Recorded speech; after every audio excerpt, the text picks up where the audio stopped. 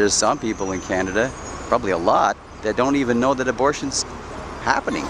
And if they do know it, they think it's only in the first trimester. They don't know it's right up till birth. I think the part of the problem is that the mainstream media has sterilized the issue, so people don't know the reality of it, and they don't think about it. It's just it's hard to believe that someone would not realize that abortion is occurring in Canada. Really. Yeah. A lot of the, I find a lot of the immigrants are shocked when I'm speaking to them on the streets. Right. This happens in Canada, and they look at the pictures and they see the third trimester abortions, and it's a wonderful way to explain to people, yes, it does happen 100,000 times a year in Canada. Yeah, and that's only an estimate.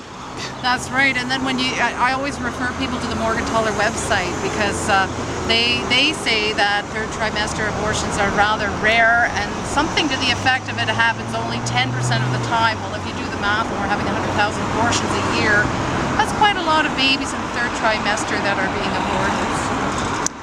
Yeah, but even in the first trimester, which is the sign that Olivia's holding, this is a baby that's 10 weeks, so that's 2.5 months. I mean, that's still a human being, and it's not as big, but it's certainly well developed and fully human. They're just finding out that they're pregnant at this stage, and oftentimes I'll show people on the street, I'll show them the humanity of the baby that's in the womb that's 10 weeks. You can see all the toes, all the fingers and fingernails, and it's very clear that it's a human being and a baby.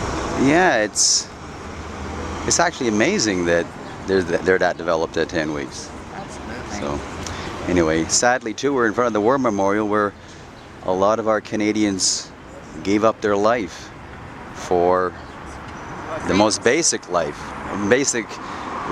which is the right to life. And I'm sure they would be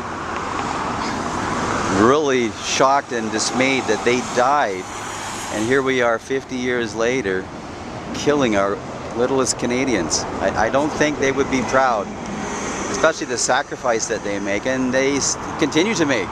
That poor soldier that was killed, he was just part of a volunteer militia, and just because he had a soldier's uniform on, that guy killed him.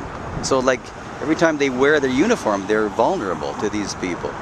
And they're standing up for our rights, and that includes the rights of even the tiniest little Canadians. Anyway, thanks for being here, ladies. Thank